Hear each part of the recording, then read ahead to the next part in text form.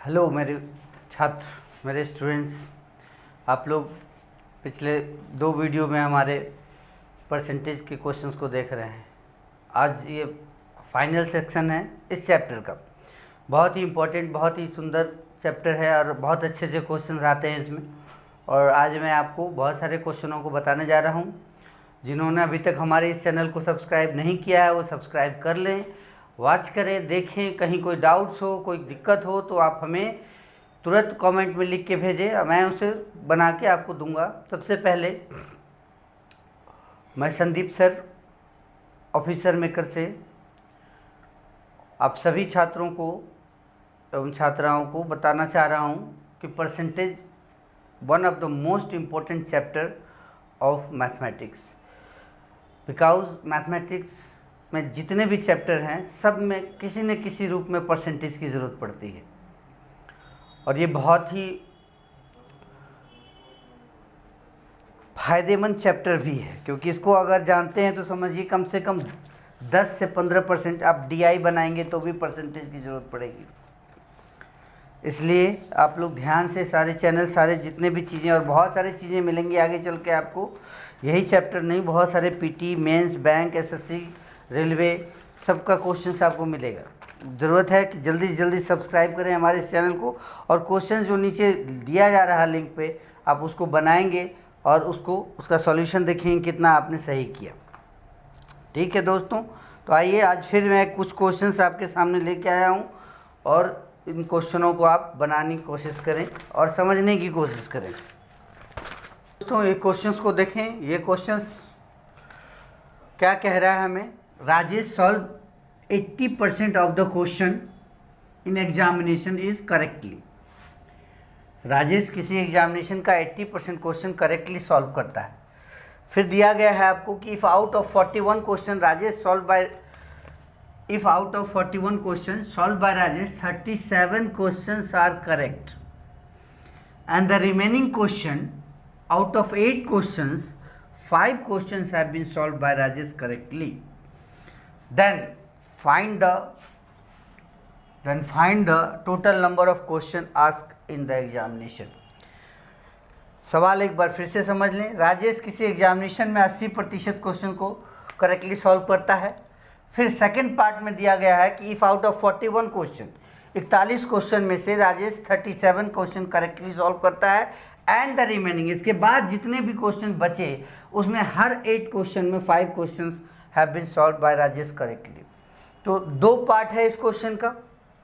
एक पार्ट तो ये है कि 80% करेक्टली सॉल्व करता है, दूसरा पार्ट है 41 में 37।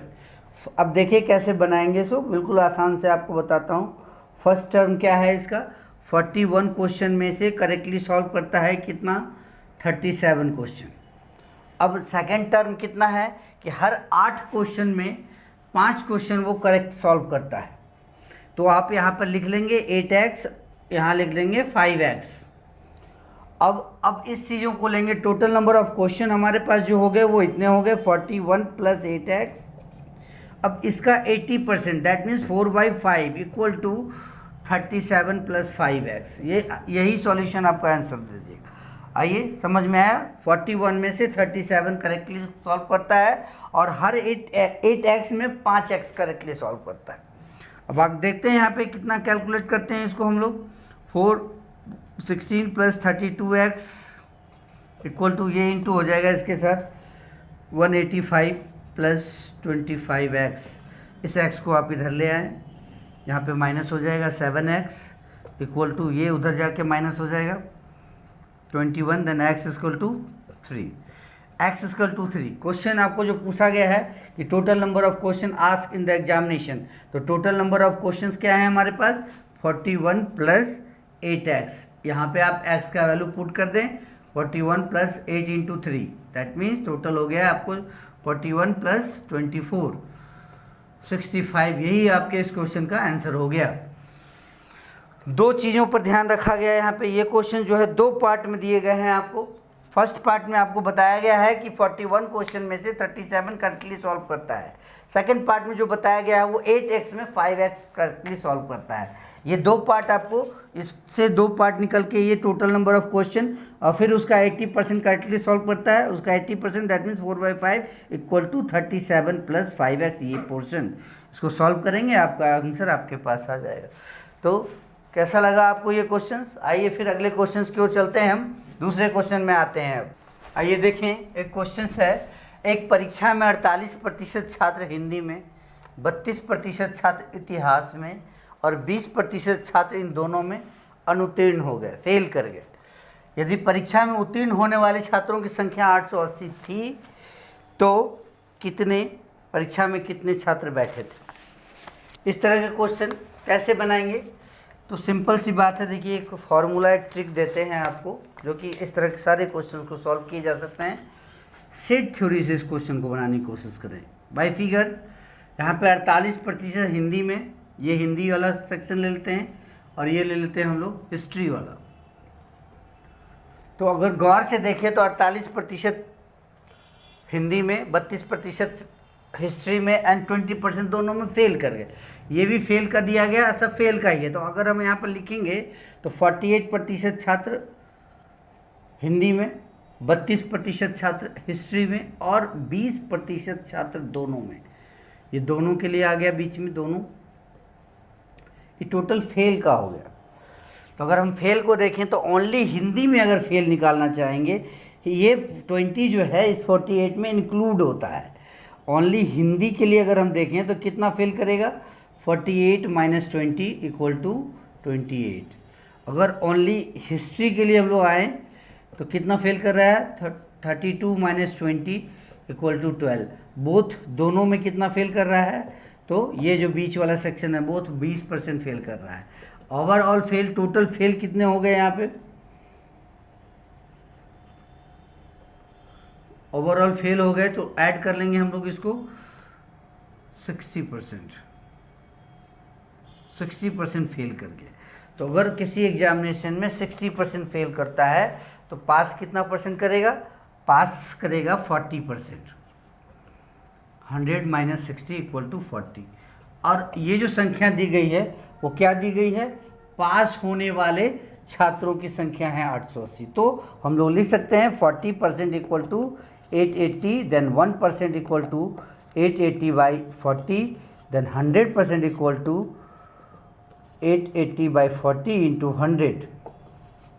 यही आपके इस क्वेश्चन का आंसर हो जाएगा 2200। उस परीक्षा में कितने छात्र बैठे? 2200। फिर से एक बार समझ लें, हिंदी में 48% फेल की, ये टोटल किसका डाटा है? ये फेल का डाटा दिया गया है। 20% बोथ में फेल कर रहा है, हिस्ट्री में 32% फेल कर रहा है। अगर हम लोग यहाँ से ओनली हिंदी का निकालना चाहेंगे तो ये 20 माइनस करना होगा इसके साथ। तो 48 - 20, 28 ओनली हिंदी का हो गया, ये ओनली हिस्ट्री का हो गया ये, और बोथ में जो फेल कर रहा हो गया ये। तीनों को ऐड कर लें तो टोटल फेल हो गया हमारा 60%। तो अगर एग्जामिनेशन में 60% फेल कर रहा है तो ऑब्वियसली 40% ही पास करेगा वहाँ पे। तो 40% अगर पास कर रहा है और ये पास की ही संख्या दी गई है तो 40% equal to 880, then 1%, then 100% equal to इतना। 100% का मतलब हो गया कि टोटल नंबर ऑफ स्टूडेंट वहाँ पे इतने थे। हो गया इसका आंसर। समझ में आ रहा है आप लोगों को? बहुत अच्छा, बहुत आसानी से आप समझ सकते हैं, बिल्कुल आराम से। पहले ए का वेतन 25% बढ़ाया जाता है, फिर उसके बाद 20% कम कर दिया जाता है। इसका क्या परिणाम होता है? इसका परिणाम वही होता है जो कि बी के वेतन को पहले 20% बढ़ाने और उसके बाद 25% घटाने से प्राप्त होता है। तो अब कह रहा है कि बी के वेतन का ए के वेतन से क्या अनुपात है, क्या रेशियो है। तो ये क्वेश्चन एकदम बिल्कुल आराम से चुटकी बजाते हुए बना सकते हैं। सपोज कीजिए यहाँ क्वेश्चन को देखिए कैसे सॉल्व करते हैं।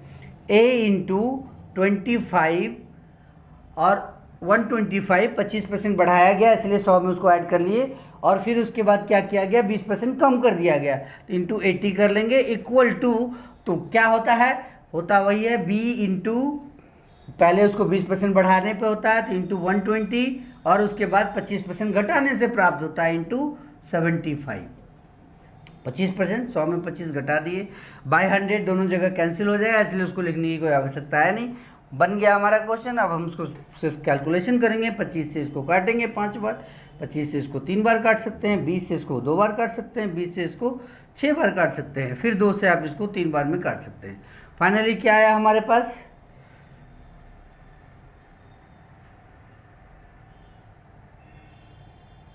25 5।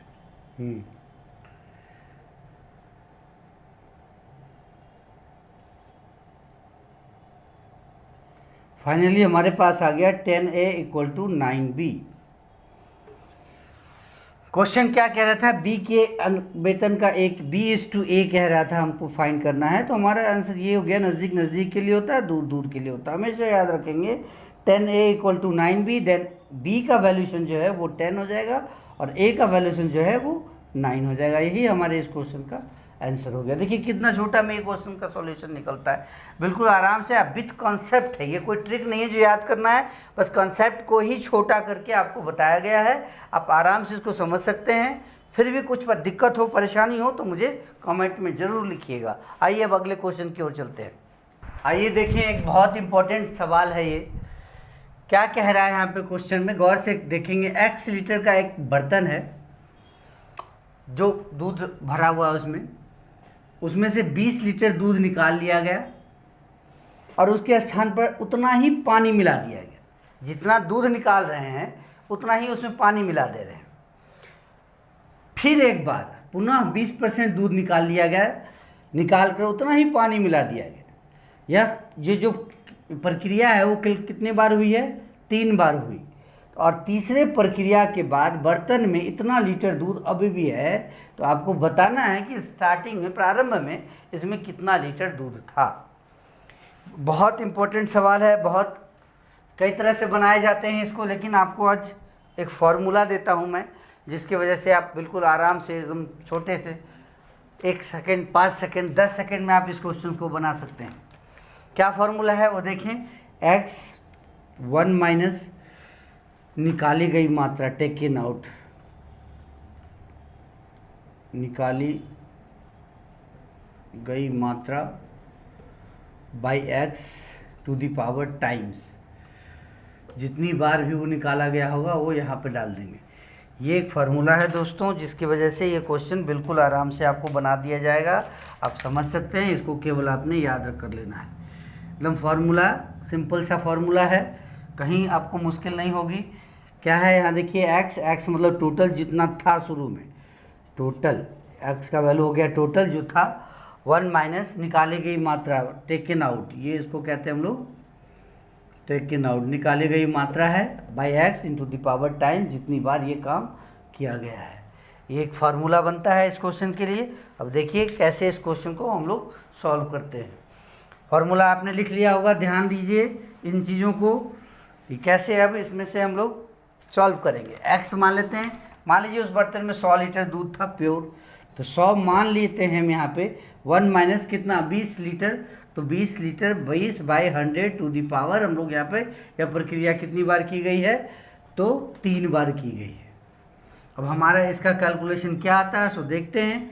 इसको काट दीजिए 5 बार में, ये हो जाएगा 100 × 4/5 × 4/5 × 4/5, 3 बार ये प्रक्रिया की गई थी। इसका वैल्यूएशन दिया गया है कितने के, तो 71.68 के। लास्ट में बर्तन में कितना दूध रह जाता है, 71.68। अब इसको हम लोग कैलकुलेट करें, पॉइंट हटा के आप 100 कर सकते हैं। यहाँ पे काटिए, कटेगा ये 4 से, इसको काटिए पहले,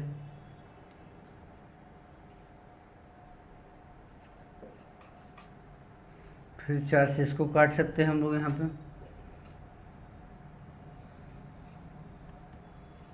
फिर 4 से काट सकते हैं इसको, फिर 4 से इसको काट सकते हैं।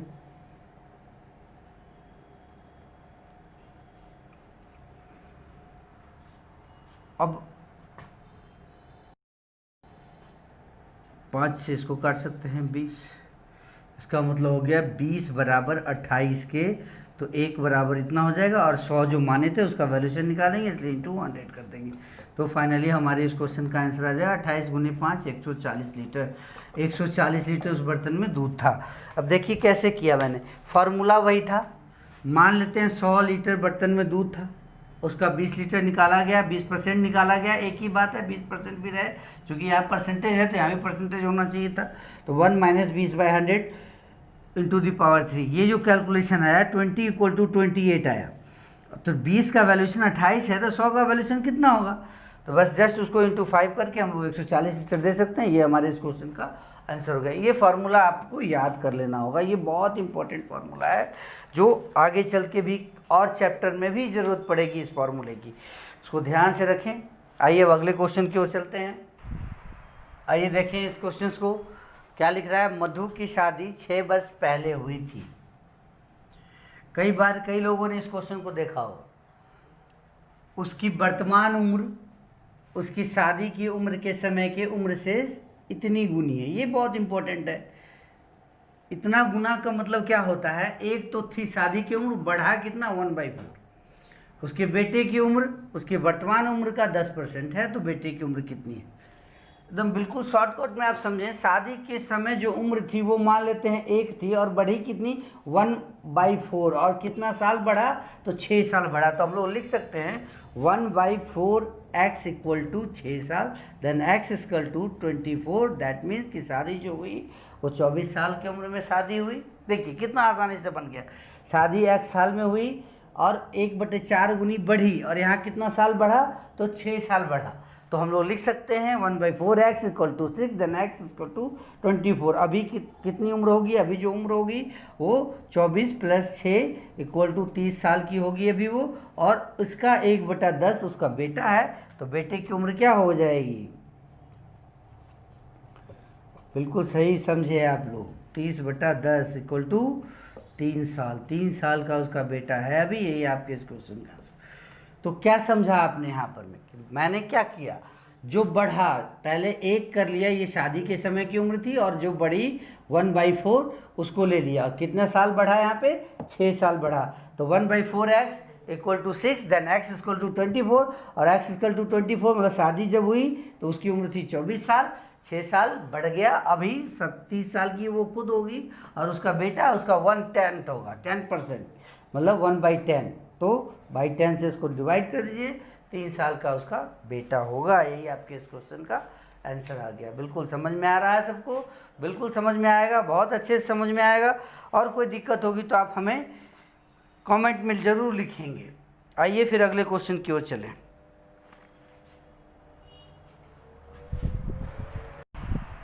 आइए देखें, एक क्वेश्चन ये भी है।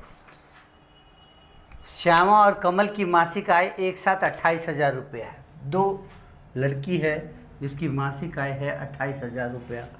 श्यामा और कमल की आय में क्रमशः 25% और 12.5%, 12.85% की वृद्धि हुई।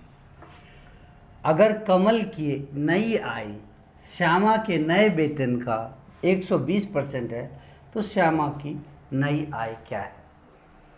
क्वेश्चन को पहले समझना चाहिए हमें, उसके बाद उसके सॉल्यूशन को करना चाहिए। क्वेश्चन समझ में ना आए तो क्वेश्चन को 1-2 बार और पढ़ें। क्या कह रहा है देखें।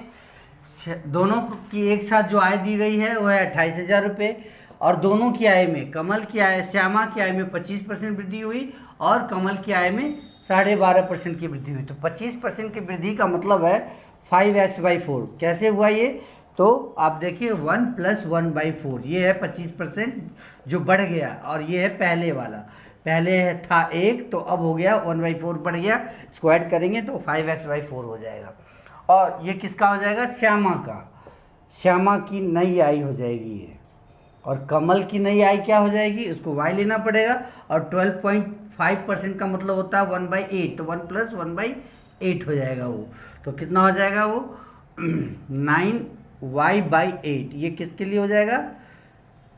ये हो जाएगा कमल के लिए। अकॉर्डिंग टू क्वेश्चन मैंने क्या माना? x मान लिया श्यामा की आय, अब उसमें 25% की वृद्धि हो गई तो 1 + 1/4 कर लिए, तो ये हो गया आपको 5x/4। ये किसके लिए? श्यामा के लिए। और कमल के लिए अगर हम जाएं तो 12.5% उसमें वृद्धि हो रही है, देख रहे हैं। और 12.5% का मतलब होता है 1/8, तो 1 + 1/8 मतलब 9y/8। अगर अब हम क्वेश्चन पे जाएं तो क्या कह रहा है कि अगर कमल की जो कमल है, कमल की नई आय, ये जो नई कमल की नई आय है वो श्यामा के वेतन का 120% है। तो अब श्यामा का वेतन निकाल चुके हैं, उसका 120/100 कर सकते हैं, इक्वल टू इतना कर लीजिए। अब क्या आया हमारे पास, देखें गौर से यहाँ पे। अब काट कूट करेंगे, 20 से काटिए इसको 6 बार में, 20 से 5 बार में कट गया, 4 से आप इसको 2 बार में काट सकते हैं, 5 से इसको काट सकते हैं। अब क्या हो जाएगा, 3 से इसको 2 बार में काटिए, 3 से इसको 3 बार में काटिए, 2 गुने 2 4, 4x इक्वल टू हो जाएगा 3y के। Then x equal to y क्या हो जाएगा हमारे पास, मैंने आपको भी बताया है कि नज़दीक नज़दीक के लिए होता है, दूर दूर 3:4 हो गया। अब कह रहा है श्यामा की नई आय क्या है। श्यामा की नई आय तो ये 5x/4 है। अब यहाँ पर x/y का रेशियो निकल चुका है और दोनों का मिला करके जो वेतन है वो 28,000 है। तो अब यहाँ देखिए क्वेश्चन में पूछा जा रहा है श्यामा, और श्यामा के लिए मैंने क्या माना हुआ है x, तो यहाँ से आप निकाल लीजिएगा 28,000 श्यामा का वेतन कितना हो जाएगा इंटू ये श्यामा का हो गया, क्योंकि ये श्यामा के लिए माने हुए हम लोग और ये कमल के लिए।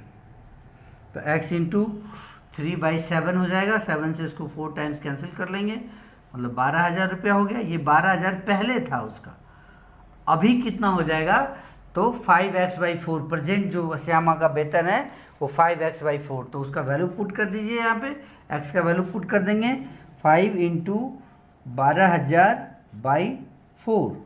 कहने का मतलब हमारा जो इसका वेतन निकल के आ गया वो कितना आया, 15,000 रुपया। ये श्यामा का वर्तमान, यही क्वेश्चन है, श्यामा की नई आय। नई आय अगर पहले वाली आय हमसे पूछा जाता तो हमारा आंसर होता 12,000, क्योंकि 3x बराबर निकला वैल्यू 12,000। लेकिन पूछा गया है कि नई आय क्या है, तो नई आय में 5x/4 डालेंगे, x का वैल्यू वहाँ पुट कर दिए, 15,000 आपके इस क्वेश्चन का आंसर आ गया। देखिए कितने आसानी से आप ये क्वेश्चन को समझ पा रहे हैं। तो दोस्तों, छात्राओं आप लोग समझ चुके होंगे कितने आसानी से आपने इस क्वेश्चन को, इस चैप्टर को समझा। इस परसेंटेज के 3 पार्ट दिए गए, उम्मीद करता हूँ मैं आप लोग तीनों पार्टों को देखे होंगे और एंजॉय किए होंगे इस पढ़ाई को। बहुत दिन से पढ़ाई एक तरह से रुक सी गई होगी, अब जो है फिर से एक बार से स्टार्ट कीजिए और मन लगा कर पढ़िए, एंजॉय कीजिए। अगर आपको हमारा ये वीडियो अच्छा लग रहा है, अगर आपको पसंद आ रहा है, तो प्लीज़ सब्सक्राइब करें मेरे इस चैनल को, और हर एक समय नए नए वीडियोज़, नए नए चैप्टर का मिलते रहेंगे आपको, और अपडेट होता रहेगा ये सारा चीज़। तो उम्मीद करते हैं कि जितने भी हमारे सब्सक्राइबर्स हैं या फिर जो नहीं हैं, वो जल्दी से जल्दी सब्सक्राइब करें और इन्जॉय करें इस चैप्टरों को, और ऑफिसर मेकर और संदीप सर के द्वारा या और जो शिक्षक टीचर्स पढ़ाएंगे आपको, उन सब चीज़ों को इन्जॉय करें। जल्दी से जल्दी सब्सक्राइब करें। कोई दिक्कत हो, कोई प्रॉब्लम हो तो कमेंट में ज़रूर लिखें। धन्यवाद।